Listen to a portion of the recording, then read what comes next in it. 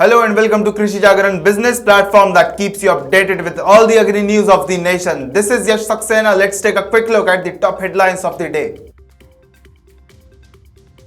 Agriculture Ministry signs MOU with Digital Green for National Digital Extension Platform to empower farmers. BJP's Kisan Morcha goes nationwide to promote organic farming and millets. FSSAI suspends 2 chemical and biological testing labs for 6 months. ICAR Research Complex for Eastern Region, Patna appoints Dr. Anup as new director. Supreme Court upholds demolition of Adani joint ventures Chennai edible oil storage. India to host 6th edition of Pulses Conclave 2023 in Mumbai. TNAU collaborates with WayCool to digitize package of practices for 133 crops. Stalin announces 20,000 rupees relief per hectare for Cauvery Delta farmers. Rice gets costlier in Telangana, no mechanism to control. India's first hydrogen-run truck displayed at India Energy Week emits water and oxygen, says Reliance. Global food prices fell for 10th consecutive month in January, says FAO. IMD predicts dense fog in isolated pockets over West Bengal and Sikkim, Meghalaya and Assam likely to witness thunderstorms.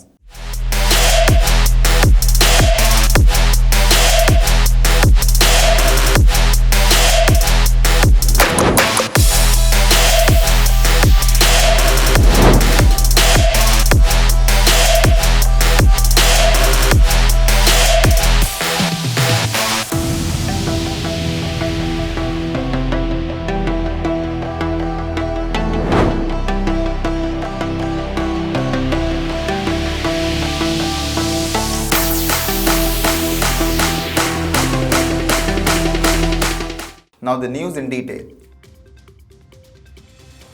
The Ministry of Agriculture and Farmers Welfare in India has signed an MOU with Digital Green to create a digital platform for the delivery of information and training to farmers and extension workers. The National Digital Platform will be a comprehensive solution for the agriculture industry in India.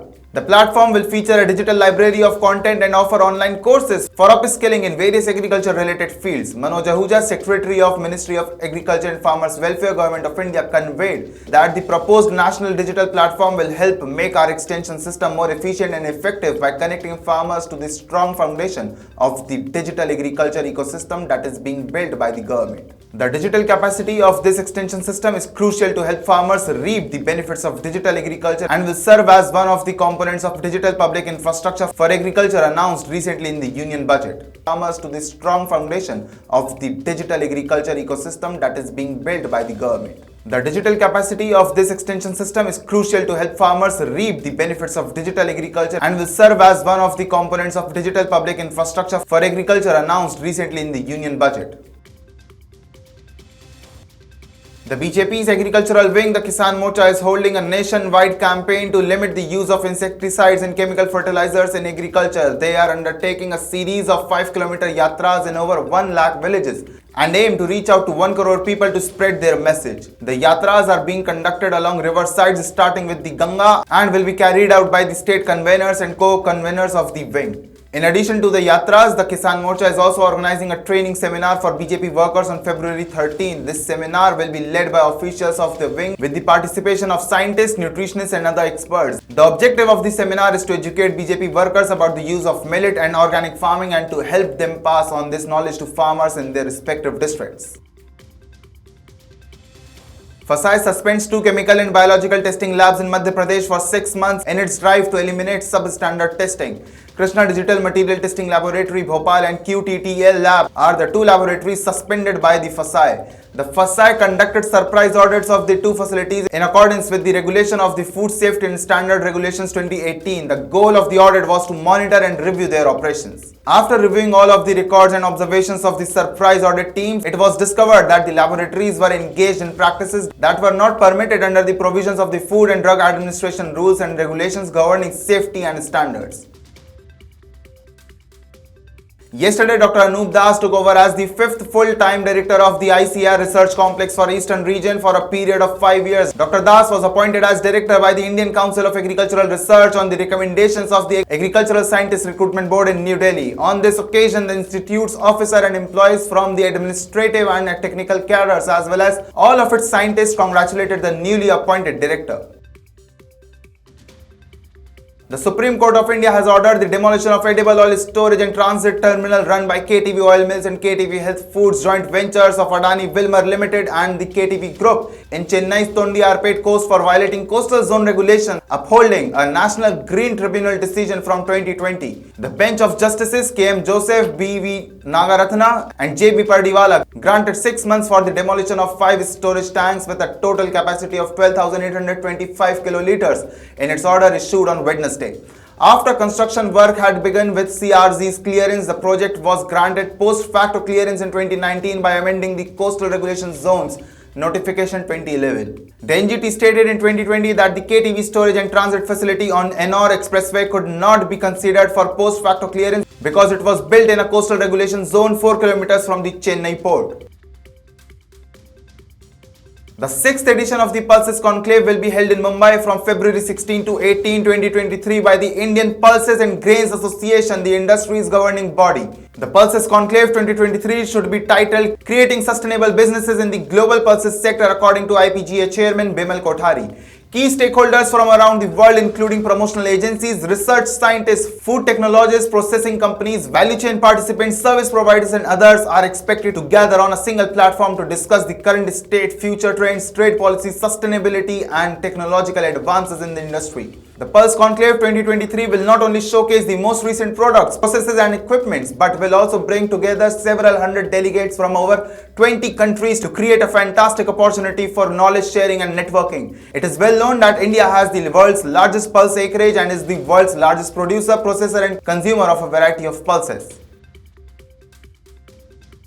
Tamil Nadu Agricultural University has signed a mutual agreement with WayCool, India's leading food and agri-tech platform, to provide farmers with the access to the Crop Production Guide 2020 package of practices of important crops. The collaboration will provide TNAU faculty members as resource people to train farmers and open grounds for organic farming research at the Outgrow Agricultural Research Station. Furthermore, WayCool will provide opportunities for varsity students to participate in life projects, facilitate internships and placement and organize field trips to the OARS facility, all of which will aid them in journey towards entrepreneurship. Commenting on the partnership, VC Dr. Geeta Lakshmi Velengiri, Tamil Nadu Agriculture University said, "We established the university with the vision of promoting scientific agriculture and allied sectors to the farmers and agri-based industries.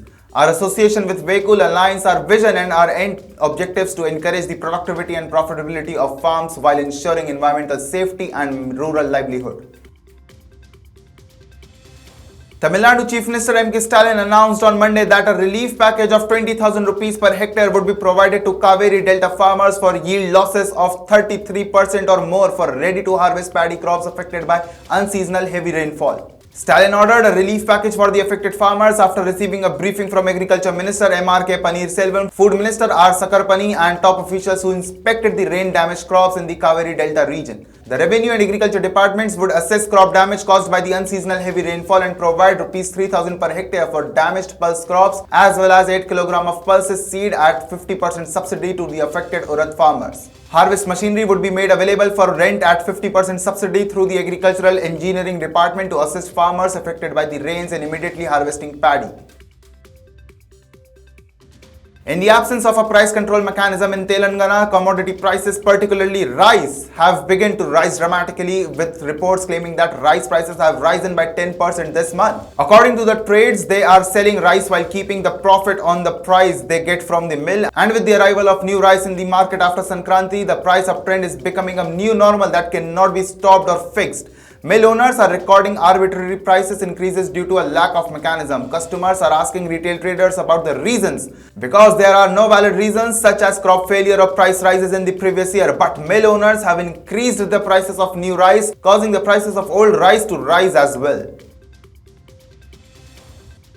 At the India Energy Week on Monday, billionaire Mukesh Ambani's Reliance Industries displayed a truck that runs on hydrogen, the cleanest known fuel with tail emissions of only water and oxygen. The Ashok Leyland manufactured truck with 2 large hydrogen cylinders was put up at a hall adjacent to the main venue where Prime Minister Narendra Modi inaugurated the 3-day event that is themed around growth, collaboration, transition. A sign near the truck stated that it was India's first H2ICE technology truck on the road. When hydrogen is used as fuel instead of conventional diesel or even Recently introduced liquefied natural gas, the truck emits near zero emissions. As part of its net carbon zero vision, Reliance has been working with its vehicle partner Ashok Leyland and other technical partners to develop this unique technology since last year, with the first engines expected to run in early 2023.